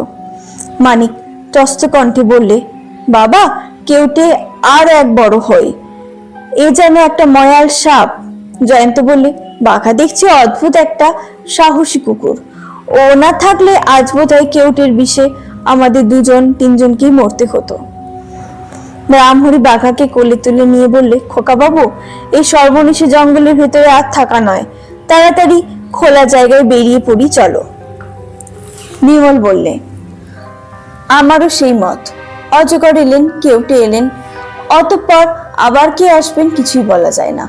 মানুষ শত্রুকে আমি ভয় করি না, কিন্তু এই বুকে হাঁটা হিলবিলে জীবেদের কাছ থেকে যত তফাতে থাকা যায় ততই ভালো। সকলে একে একে জঙ্গলের ভেতর থেকে বেরিয়ে খোলা জায়গায় এসে দাঁড়ালো। কুমার একদিকে অঙ্গুলি নির্দেশ করে বললে, জয়ন্ত বাবু, ওই দেখুন সেই মস্ত বড় মাটির স্তূপটা, ওটা বোধহয় 50-60 ফুট উঁচু, প্রায় ছোটখাটো একটা পাহাড় বললেই চলে। জয়ন্ত বিস্মিত কণ্ঠে বললে, এমন সমতল জমির উপরে হঠাৎ অত বড় একটা মাটির স্তূপের সৃষ্টি হলো কেমন করে? বিমল বললে, এরকম মাটির স্তূপ সুন্দরবনে আরো অনেক জায়গায় পাওয়া গিয়েছে। আপনি কি ভরত ভাইনা স্তূপের নাম শোনেননি? না, ওই ভরত ভাইনা স্তূপ এই অঞ্চলে খুবই বিখ্যাত। এখনো তা খনন করা হয়নি বটে, কিন্তু প্রত্নতত্ত্ববিদ পণ্ডিতদের বিশ্বাস ওখানে খনন করলে প্রাচীন বৌদ্ধদের কোনো বৌদ্ধ বা সৌধ বিহারের ধ্বংসাবশেষ আবিষ্কৃত হবার যথেষ্ট সম্ভাবনা আছে। কুমার বললে, জঙ্গলের ভেতরে ঢোকবার আগে দূর থেকে আমি ওখানে দেখছিলাম যেন মাটি ফুঁড়ে উঠে এসেছে মনুষ্য মূর্তি। বিমল উৎসাহিত কণ্ঠে বললে, জয়ন্ত বাবু, এতক্ষণ ধরে যা খুঁজছিল এইবারে বোধহয় সন্ধান পাওয়া গেল। মানিক বললে, আমরা তো দেখতে এসেছি কোনো পুরাকীর্ত চিহ্ন পাওয়া যায়নি। বিমল বললে, সে কথা সত্য, কিন্তু আমরা এখানে প্রত্নতত্ত্ববিদদের কর্তব্য পালন করতে আসিনি। আমাদের এই অনুসন্ধানের আসল উদ্দেশ্য কি জানেন মানিক বাবু? জয়ন্ত বললে, আমি জানি। আমি প্রত্নতত্ত্ব নিয়ে আলোচনা করার সুযোগ পাইনি, তাই এই অঞ্চলে অরণ্য রাজ্যের মধ্যে যে প্রাচীন প্রাসাদ, মঠ আর বৌদ্ধ বিহারের অস্তিত্ব আছে সেটা আমার একেবারেই অজানা ছিল। বিজনবাবু লঞ্চে বসে প্রায় শুনছিলুম মধু ডাকাতের দলে মাত্র 10-15 মাইলের ভেতরেই বাস করে। এত চেষ্টাতেও তাদের আস্তানা খুঁজে পাওয়া যায় না কেন? রোজ আমি বসে বসে কেবল এই কথাটাই ভাবতুম। তারপর বিমলবাবুর কথা শুনে যেন পেলাম একটা মস্ত সম্ভাবনার ইঙ্গিত। তিনি বললেন, সুন্দরবনের মাটি নাকি ক্রমাগত নিচের দিকে অবনত হয়ে যাচ্ছে, আর সেই মাটি ফুঁড়ে মাঝে মাঝে দেখা যাচ্ছে সেকালকার ঘর বাড়ির ধ্বংসাবশেষ। তৎক্ষণাৎ আমার মন সচকিত হয়ে উঠল। ভাবলুম, মধু কি তাহলে দলবল নিয়ে এইরকম চোখের আড়ালে অদৃশ্য কোনো ধ্বংসাবশেষের ভেতরে গিয়ে আত্মগোপন করে? আরো আন্দাজ করলুম, খুব সম্ভব বিমলবাবুর মনেও যখন জেগেছে সেই রকম কোনো সন্দেহ, তাই তিনি যখন নতুন কোনো পুরাকৃতি আবিষ্কারে আছিলাই সুন্দরবনে এই অঞ্চলটা বেড়াবার জন্য বেরিয়ে পড়তে চাইলেন, তখন আমি সাগ্রহে তার প্রস্তাবে সায় দিলুম। কেমন বিমলবাবু, কথাটা কি ঠিক নয়? বিমল কোনো জবাব দিল না, মুখ টিপে টিপে কেবল হাসতে লাগলো। কুমার অধীর কণ্ঠে বললে, এইসব আলোচনা পরে করলেও ক্ষতি হবে না। আমার এই সর্বনাশ বন মোটেই ভালো লাগছে না। যদি কিছু করবার থাকে তাড়াতাড়ি সেরে ফেলুন। রামহরি বললে, যা বলেছ কুমার বাবু, ওই দেখো না, ওখান দিয়ে আবার মস্ত গোখরো সাপ আমাদের দেখেই ফনা তুলে ভয় দেখিয়ে বাবা করে ছুটে পালিয়ে গেল। আমি ডাকাতের সঙ্গে, বাঘ ভাল্লুকের সঙ্গে, হাতিয়ার গন্ডারের সঙ্গে লড়াই করতে রাজি আছি, কিন্তু ওই সাপটার সঙ্গে কিছুতেই আমার পোষাবে না। কোথাও কিছু নেই, হঠাৎ দিলে ফোঁস করে এক কামড়, তারপর সঙ্গে সঙ্গে অক্কালাপ। এমন হতচ্ছাড়া জায়গায় যত শিগগির ছাড়তে পারবো ততই ভালো। জয়ন্ত বললে, সত্যি এ হচ্ছে একটা অভিশপ্ত ঠাঁই। বিমল বাবু, এখানে দেখছি গোয়েন্দাদের চেয়ে অ্যাডভেঞ্চারের গল্পই বেশি হচ্ছে। আপনি হচ্ছেন বহুদর্শী, আপনি বলুন আমাদের কি করা উচিত? বিমল বাবু বললেন, আপনার মতন বুদ্ধিমান লোককে আমি আর কি বলবো বলুন। তবে এত দূর যখন এসেছি তখন ওই স্তূপটার কাছে গিয়ে একবার উকি ঝুঁকি মারলে মন্দ হয় না। জয়ন্ত সহাস্যে বললে, আপনি যে এই কথাই বলবেন তা আমি আগে থেকে জানি। ওই স্তূপটার কাছে যাবার জন্য আমার মন আগ্রহে অধীর হয়ে উঠেছে। বিমলবাবু বললেন, বেশ, তবে তাই চলুন। কিন্তু সকলকেই বলছি, হুঁশিয়ার, প্রত্যেককেই নিজের নিজের বন্দুক আর রিভলভার প্রস্তুত করে রাখো। ওই স্তূপের কাছে গেলে কোনো মুহূর্তে ছুটতে পারে রক্ত নদীর বন্যা। ভগবান জানেন সে রক্ত হবে কাদের, আমাদের না শত্রুদের। কোন দিকে যেতে হবে এটা আর দেখিয়ে দিতে হলো না, কারণ কর্দমাক্ত পৃথিবীর ওপরে যে পদচিহ্নগুলো স্পষ্ট চিত্র লেখা আছে তারই মৌন ভাষা যেন চিৎকার করে বলে দিতে লাগলো কোন দিক থেকে এসেছে, কোন দিকে ফিরে গিয়েছে শত্রুর দল। কুমার বললে, বাঘারে, ওই পায়ের দাগগুলো একবার শুকে দেখ, তারপর যে কি করতে হবে তোকে আর নিশ্চয়ই বুঝিয়ে দিতে হবে না। তারপর আজ তোকে মহাজন করে আমরা করব তোরই পদাঙ্ক অনুসরণ। যারা নিয়মিত কুকুর পোষেন তারা সকলেই জানেন কুকুর তার মানুষ মনিবের অনেক ভাষাই বুঝতে পারে। বিশেষত আমাদের বাঘা জাতে দেশি কুকুর হলেও শিক্ষা ও লালন পালনের গুণে সেই হয়ে উঠেছিল কুকুর সমাজের মধ্যে রীতিমতো অসাধারণ। বাঘা খেপড়ি খেয়ে মাটির উপরে বসে পৃথিবীর ওপরে পটাপট শব্দে ল্যাজ আঁচড়াতে আঁচড়াতে ঊর্ধ্বমুখে জিভ বার করে কুমারের কথাগুলো সানন্দে শ্রবণ করলে। তারপর হঠাৎ উঠে দাঁড়িয়ে মুখ নামিয়ে পদচিহ্ন আঁকা মাটির ওপরটা ভালো করে বার দুয়েক শুকে নিল। তারপর সে আর কোনো ইতস্তত করলে না। মাটির ওপরটা শুকতে শুকতে এগিয়ে চলল অত্যন্ত আড়াআড়ি। বিমল ও জয়ন্ত প্রভৃতি অগ্রসর হলো বাঘার পেছন পেছন। চতুর্দিকে যে স্তব্ধতা তাকে ভয়াবহ বললে অত্যুক্তি হবে না। শহরের বাসিন্দা গভীর রাত্রে নগর যখন ঘুমিয়ে পড়েছে তখন যে নীরবতাকে অনুভব করতে পারেন তার সঙ্গে এখনকার নীরবতা কিছুই মেলে না। এ যেন মৃত্যুলোকের একান্ত নিস্তব্ধতা। এর মধ্যে জীবনের এতটুকু শ্বাস প্রশ্বাস পর্যন্ত নেই। এমনকি বন্য বাতাসে যেন দম বন্ধ হয়ে গিয়েছে, গাছের একটা পাতা পর্যন্ত নড়ছে না। সেই দিগন্ত সমাজ জগতের মধ্যে মৃতের মতন পাণ্ডু চোখের আলো পর্যন্ত যেন মূর্ছিত হয়ে পড়ে আছে। সকলে সেই স্তূপটার কাছে গিয়ে হাজির হলো। সেখানেও জীবনের কোনো চঞ্চলতা নেই। খানিক আলো আর খানিক কালো মেখে সেই উঁচু মাটির ঢিপিটা দাঁড়িয়ে রয়েছে যেন এক সমতল জগতে একটা অসম্ভব বিস্ময়ের মতো। স্তূপের অনেকখানি পর্যন্ত ঢেকে খাড়া ছিল একটা বিরাট বটবৃক্ষ। সেই একটি মাত্র বনস্পতি সেখানে সৃষ্টি করেছে যেন একটা ছোটখাটো অরণ্য। তার নানা শাখা প্রশাখা তলা থেকে নেমে এসেছে এমনি মোটা মোটা ঝুড়ি যে দেখলে মনে হয় সেগুলো কোনো বড় বড় গাছের গুড়ি। বাঘা সে বিরাট বট গাছের তলায় সেখানে গিয়ে হাজির হলো। তার চারদিকে রয়েছে এমন ঘন ঝোপঝাড় যে দলে দলে মানুষ তার ভেতরে গিয়ে দাঁড়ালে একেবারে অদৃশ্য হয়ে দাঁড়িয়ে যেতে পারে। বিমল পিছন ফিরে বলল, রামহরি। রামহরির সঙ্গে সঙ্গে এগিয়ে এসে বললে, কি খোকা বাবু, তোমার মোট খাটের ভেতরে গোটা তিনেক পেট্রোলের লণ্ঠন আছে না? চটপট সেগুলো বার করে জ্বালিয়ে ফেলো। এই অতিকায় গাছের তলায় যে নিবিড় অন্ধকার, অন্ধের মতো এগিয়ে শেষকালে কি কোনো অজগরের পেটের ভেতরে গিয়ে হাজির হব? তিনটে পেট্রোলের সমুজ্জ্বল আলোকের আঘাতে সে মস্ত বড় বটগাছের তলা থেকে সমস্ত অন্ধকার ছুটে পালিয়ে গেল যেন মুহূর্তের মধ্যে। বাঘা তখন হাজির হয়েছে বটগাছের প্রধান গুড়িটার কাছে। তারপরে সে যেন হতভম্বের মতন কুই কুই শব্দে কেমন একটা করুণ আর্তনাদ করতে লাগলো। জয়ন্ত এদিক ওদিক পরীক্ষা করে বিস্মিত স্বরে বললে, এ কি আশ্চর্য ব্যাপার, পায়ের চিহ্নগুলো শেষ হয়ে গিয়েছে। একেবারে গাছের গুড়ির তলায় এসে পেট্রোলের লণ্ঠনগুলো উজ্জ্বল আলোকের উপরে উজ্জ্বলতার আলো সৃষ্টি করে সেখানে জ্বলে উঠল সকলের হাতে বৈদ্যুতিক টর্চ। সেই ঝুপসির গাছের তলাটা দিনে দুপুরেও নিশ্চয়ই কখনো পায়নি তেমন দৃপ্তির আভাস। বৃহৎ বটগাছের প্রধান গুড়ির বের হয়তো 30-35 হাতের কম হবে না। তারই ওপরে হাত বুলিয়ে এবং তীক্ষ্ণ দৃষ্টিপাত করে কুমার বললে, বিমল বিমল, এখানে একটা সূক্ষ্মভাবে কটা দরজার চিহ্ন রয়েছে। গাছের গুড়িতে দরজার চিহ্ন, এমন ব্যাপার কল্পনাতেও আনা যায় না। সত্য কথা। জয়ন্ত একটা ধাক্কা মারলে সেই প্রকাণ্ড বৃক্ষের দেহের খানিকটা ঢুকে গেল ভেতর দিকে, ঠিক যেন একটা দরজার পাল্লার মতো। তারপর সে ভেতরে ঢুকলো। এদিক ওদিক ওপরে নিচে টর্চের আলোকপাত করে বিস্মিত কণ্ঠে বলল, বিমলবাবু, এ কি অদ্ভুত ব্যাপার, এই গাছের গুড়িটা একেবারে ফাঁপা, তবে এত বড় গাছটা জ্যান্ত হয়ে আছে কেমন করে?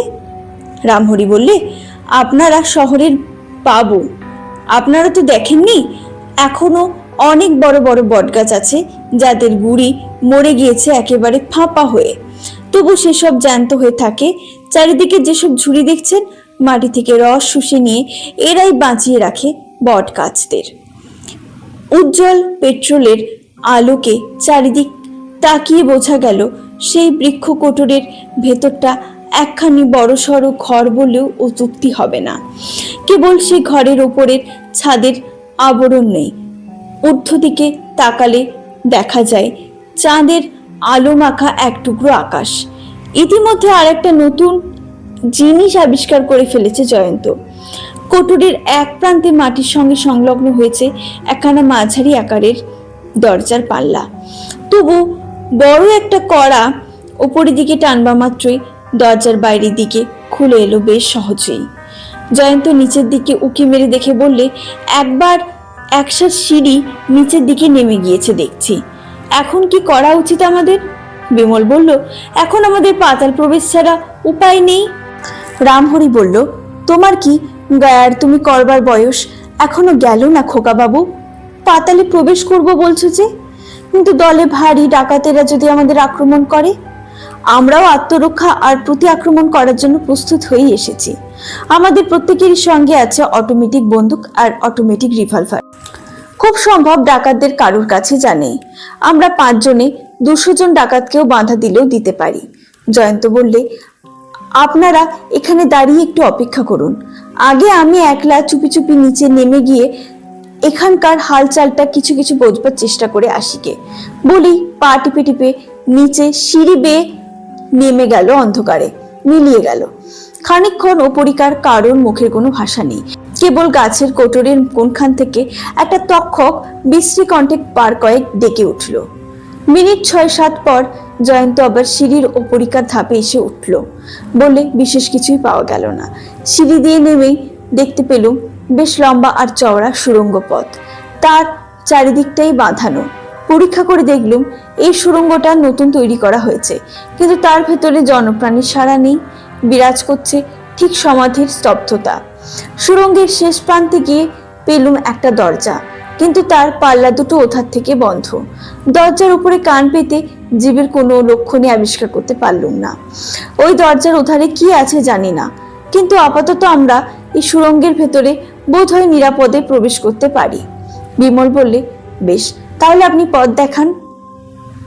জয়ন্ত আগে আগে সিঁড়ি দিয়ে নেমে গেল এবং পশ্চাৎ অনুসরণ করলে বিমল, কুমার এবং মানিক, রামহরি ও বাঘা। সুড়ঙ্গের ভেতরে গিয়ে হাজির হয়ে চারিদিকে তাকাতে তাকাতে কুমার বললে, বাহ, এরা যে এখানে বেশ পাকা বন্দোবস্ত করে ফেলেছে দেখছি, কিন্তু সুড়ঙ্গটার ভেতরে দিয়ে এগুলো আমরা কোথায় এসে পড়ব? বিমল বললে, আমার বিশ্বাস ওপরে যে স্তূপটা দেখে এসেছি, মাটির তলা দিয়ে সুড়ঙ্গের সাহায্যে আমরা হয়তো তার ভেতরে প্রবেশ করতে পারি। হয়তোবা স্তূপের ওই তলার পুরনো ঘর বাড়ির ধ্বংসাবশেষ আছে, হয়তো ধ্বংসাবশেষের কোনো জায়গা অল্প বিস্তর মেরামত করে নিলেও এখনো সেখানে মানুষ বাস করতে পারে। দৈবগতিকে এটা মানতেই হবে, মধু ডাকাত এখানে এসে গেড়েছে তার গোপন আস্তানা। মানিক বললে, কিন্তু পাতালের ভেতরে ডাকাতেরা আলো বাতাস পায় কেমন করে? বিমল বললে, যারা পৃথিবীর চোখে ধুলো দেবার জন্য এত আয়োজন করেছে তারা কি আর ওদিকে দৃষ্টি দেয়নি? হয়তো উপরে থেকে স্তূপের কোনো স্থানে খুঁড়ে মাটি আলো বাতাস যাবার পথ করে নিয়েছে। এমনই কথাবার্তা হচ্ছে, হঠাৎ পেছন থেকে একটা শব্দ হলো। সবাই একসঙ্গে চমকে ফিরে দাঁড়িয়ে সবিস্ময়ে দেখলে সুড়ঙ্গে যে মুখ দিয়ে তারা প্রবেশ করেছে ভেতরে, সেই মুখটার ওপর থেকে পর্যন্ত জুড়ে আছে অনেকগুলো বিষম বিষম মোটা মোটা লোহার গরাত। তাদের আবার পেছন দিকে সেই রকম একটা শব্দ। আবার তারা পেছন ফিরে সম্মুখে দেখলো সুড়ঙ্গের অন্যদিকেও মেঝে থেকে ছাদ পর্যন্ত জুড়ে এসেছে মোটা মোটা কতগুলো লোহার গরাদে। তাদের পিছু হটবার বা এগুবোর দুই পথই বন্ধ। তারা যেন পুশুকশালার লোহার খাঁচার মধ্যে বন্দী। অকস্মাৎ সেই সুড়ঙ্গের এক তীব্র ভক্ষণ রোমাঞ্চকর হাহা অট্টহাসির রোলে পরিপূর্ণ হয়ে গেল। সত্যি কথা বলতে কি, বিভৎস হাসির বর্ণনা তার ওই হাহা রবের দ্বারা বোঝানো যায় না। কারণ যে চামুণ্ডকারিণী প্রচন্ড কোনো নারীর খলখল অট্টহাসি। তিনটে প্রদীপ্ত পেট্রোলের লণ্ঠন সেই সুড়ঙ্গ পথের শেষ প্রান্তকে করে দিয়েছিল অন্ধকারের কবল থেকে মুক্তি। দেখা গেল সুড়ঙ্গ পথের অন্য প্রান্তের বন্ধ দরজাটা খুলে গিয়েছে এবং সেই দরজার সামনে এসে আবির্ভূত হয়েছে 15-20টা সুদীর্ঘ মূর্তি।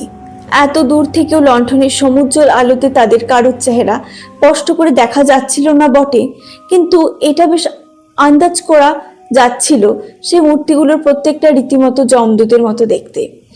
কে যে হাসছে বোঝা যাচ্ছিল না তাও। হঠাৎ সেই নারীকণ্ঠের তীব্র হাসি থেমে গিয়ে জেগে উঠল ক্ষণক্ষণে মেয়ে গলার একটা কৌতুকপূর্ণ স্বর। ওরে পুচকে বিমল, আমার গলা শুনে তুই আমাকে চিনতে পারছিস? বিমল শান্ত অথচ অবিচলিত কণ্ঠে বলল, চিনতে পারছি বই কি অবলাকান্ত। অমন বিরাট দেহ, অমন কুৎসিত নারীকণ্ঠ ভগবান বোধহয় পৃথিবীর দ্বিতীয় কোনো পুরুষকে দান করেননি।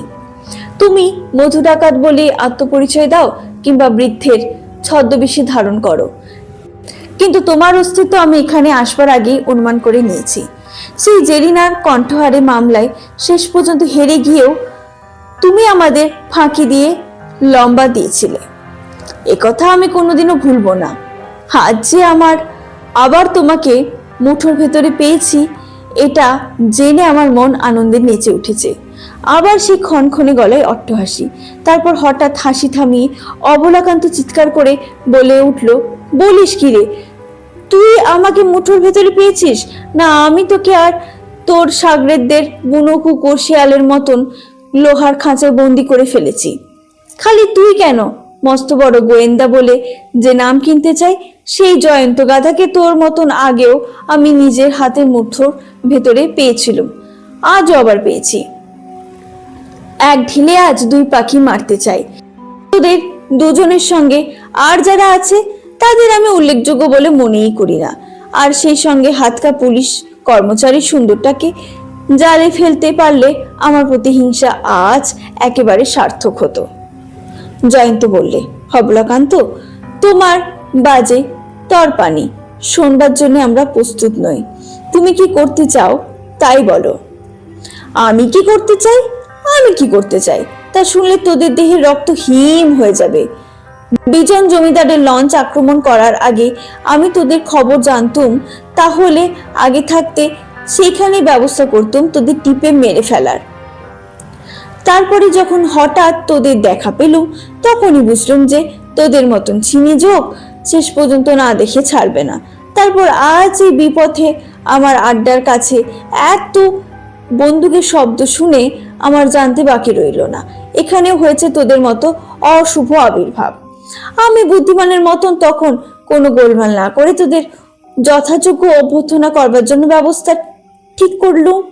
আমি জানতুম তোরা এখানে আসবি। হা হা হা হা। জয়ন্ত অধীর কণ্ঠে বললে, তোমার প্রলাপের উচ্ছ্বাস আর আমাদের ভালো লাগছে না। তুমি এখন কি করতে চাও তাই বলো। আমি কি করতে চাই সেটা শুনলে তোদের ভালো লাগবে না। আমার প্রতিহিংসা সর্বদাই দৌড়ই উল্টো পথে। আমি তোদের হাতে মারবো না, ভাতে মারবো, বুঝেছিস? জয়ন্ত বলল, ভাতে মারবার কথা কি বলছো? তোমার কাছে আমরা ভাত খেতে আসিনি। আবার অট্ট হাসি হেসে অবলাকান্ত বলল, তাই নাকি? তাহলে সংক্ষেপেই শোন, আমি কি করতে চাই। তোরা এই লোহার খাঁচাতেই বন্দী হয়ে থাকবি দিনের পর দিন, যতদিন না পটল তুলিস। তোদের এক ফোঁটা জল খেতে দেব না, এক কোনা খাবার দেব না। ওই খাঁচার ভেতরে ছটফট করতে করতে অনাহারে তোরা মরে থাকবি। ওখান থেকে সবাই মিলে তোরা যত খুশি চেঁচাতে পারিস। তোদের গলার আওয়াজ এই পাতাল ফুঁড়ে পৃথিবীর ওপরে জেগে উঠবার কোনো পথই নেই। দাঁতে দাঁত চেপে কুমার নিঃশব্দে বলল, বিমল, জয়ন্তবাবু, মানিকবাবু, রামহরি, শয়তানের আস্ফলন আর সহ্য হচ্ছে না। মরতে হয় মরবো, কিন্তু এখন শত্রু নিপাত করবার সুযোগ ছেড়ে দেবো কেন? বিমল বললে, ঠিক বলেছ। সবাই একসঙ্গে অটোমেটিক বন্দুকগুলো, পর মুহূর্তে একসঙ্গে পাঁচটা অটোমেটিক বন্দুক গর্জন করতে লাগলো বারংবার। কেবল বন্দুকগুলো শব্দে নয়, অনেকগুলো মনুষ্য কণ্ঠের ভয়াবহ আর্তনাদে সুড়ঙ্গ পথের সেই বদ্ধ আবহাওয়া যেন বিষাক্ত হয়ে উঠল। জয়ন্ত উন্মত্তের মতো চিৎকার করে বলল, তোরা যদি যুদ্ধ করতে চাস আমাদের সঙ্গে যুদ্ধ কর, লড়াই করে মরতে আমরা রাজি আছি। আই দেখি কাদের বন্দুকের প্রতাপ বেশি।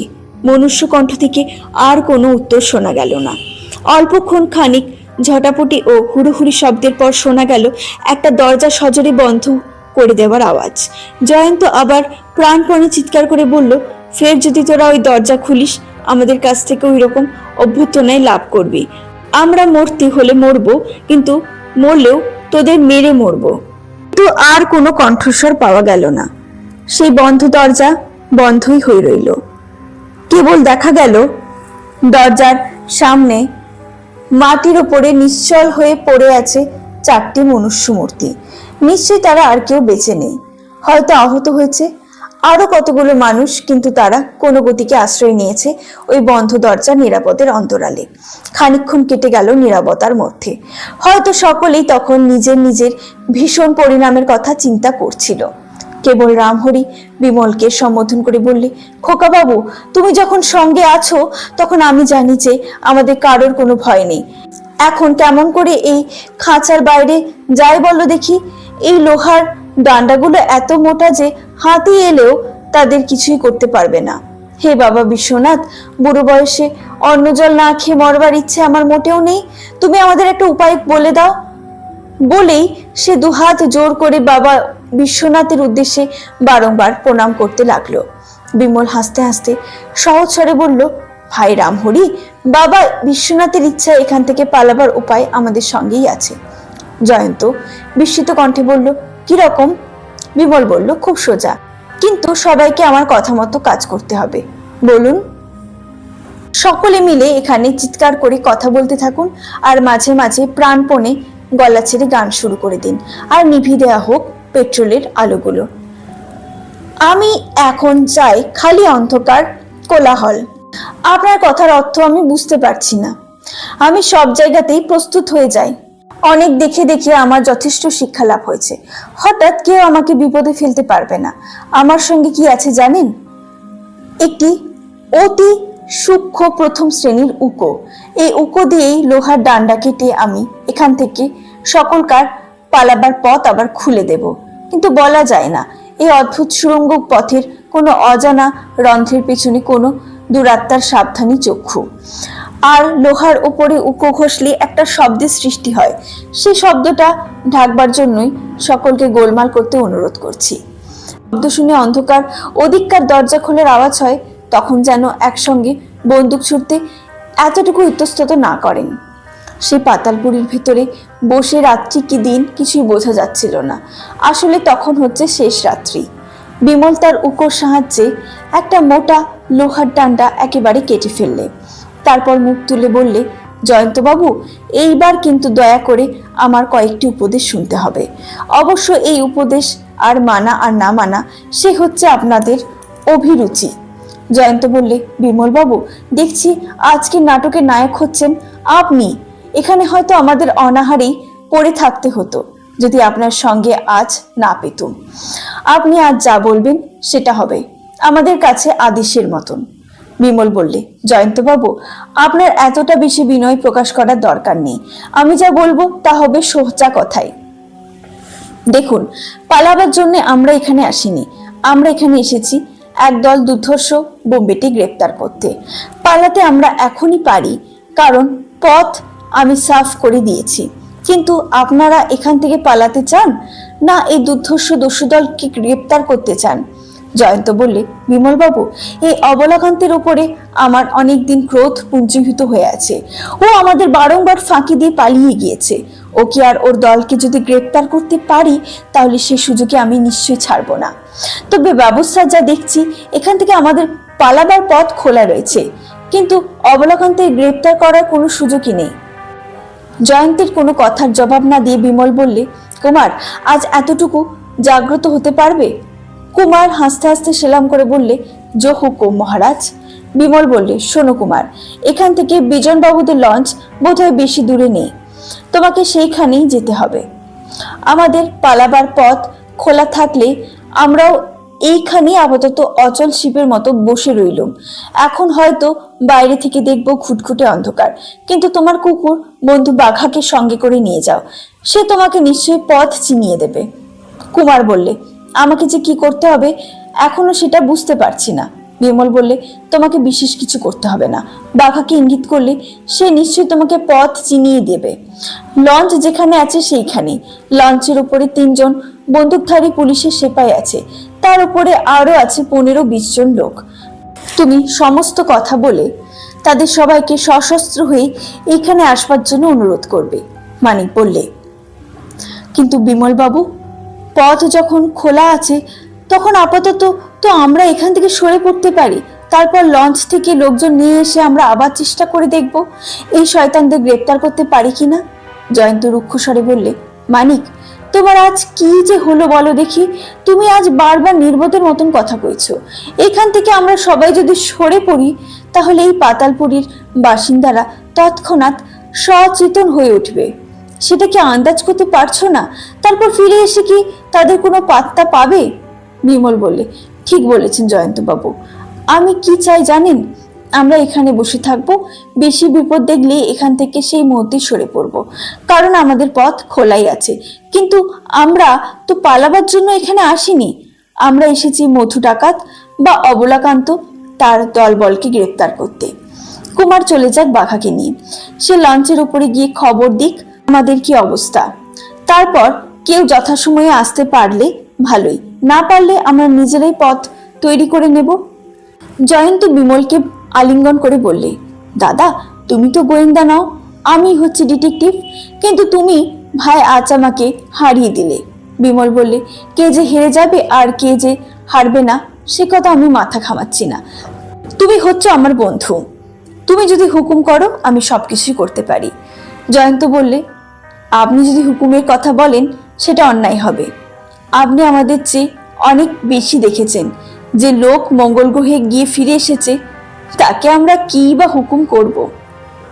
চারদিকে প্রখর দিবালোক ছড়িয়ে পড়েছে। সূর্য তখন উঠেছে আকাশের অনেকখানি ওপরে, কিন্তু সূর্যের আলোকের এক কণা সুড়ঙ্গের মধ্যে প্রবেশ করেনি। নিবিড় অন্ধকারের মধ্যে তারা উৎকর্ণ হয়ে বসেছিল, একেবারে নীরবে। তাদের প্রত্যেকের হাতের বন্দুক যে কোনো মুহূর্তে অগ্নি উদ্গার করবার জন্য প্রস্তুত হয়ে আছে।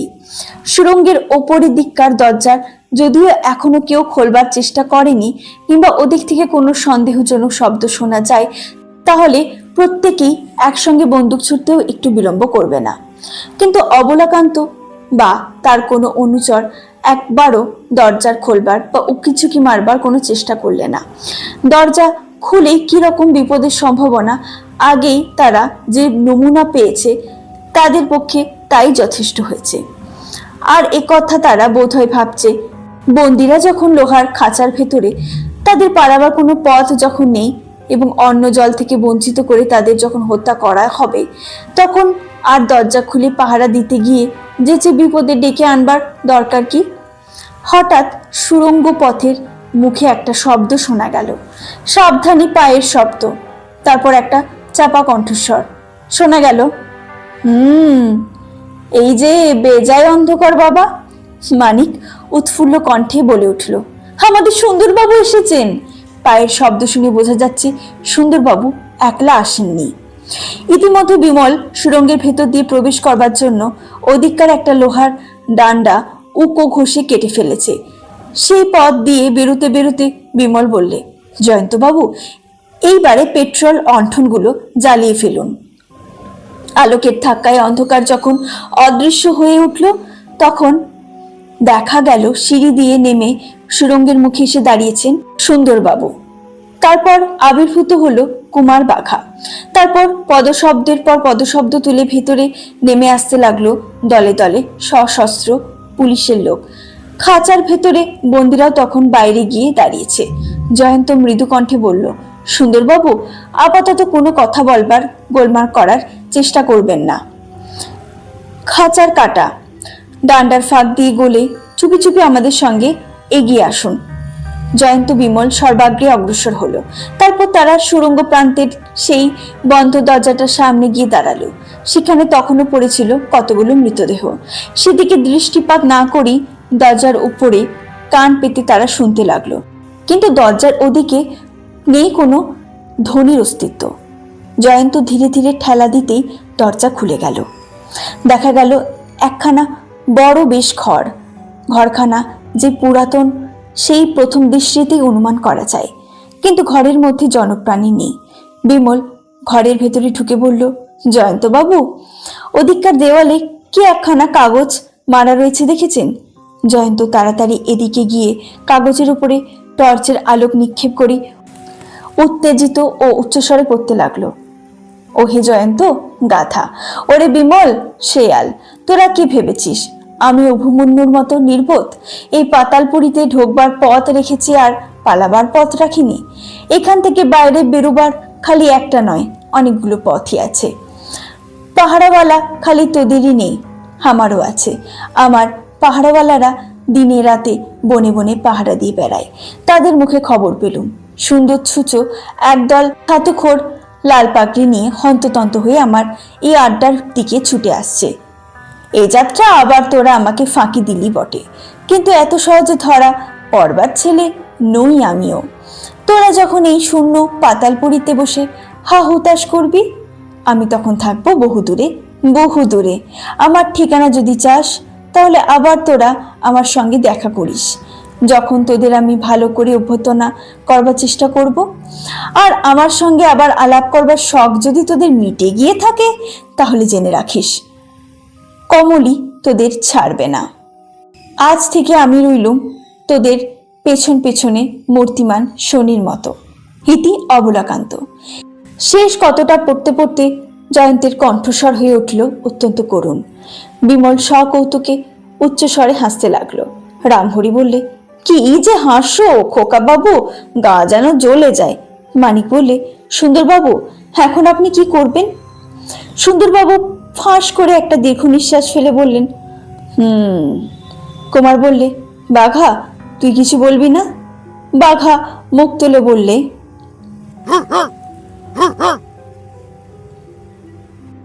বন্ধুরা, আপনারা এতক্ষণ ধরে শুনছিলেন হেমেন্দ্র কুমার রায়ের লেখা অ্যাডভেঞ্চারমূলক গল্প সুন্দরবনের রক্তপাগল গল্পের দ্বিতীয় পর্বটি। গল্পটি শুনতে আপনাদের কেমন লাগলো তা অবশ্যই কমেন্টে জানাবেন। যদি ভালো লেগে থাকে তাহলে একটি লাইক আর বন্ধুদের সাথে শেয়ার করে দেবেন, আর অবশ্যই চ্যানেলটিকে সাবস্ক্রাইব করে রাখবেন। আবারও আপনাদের কাছে হাজির হব অন্য কোনো গল্প, কবিতা কিংবা কোনো উপন্যাস নিয়ে। ততদিনে ভালো থাকবেন। Thank you.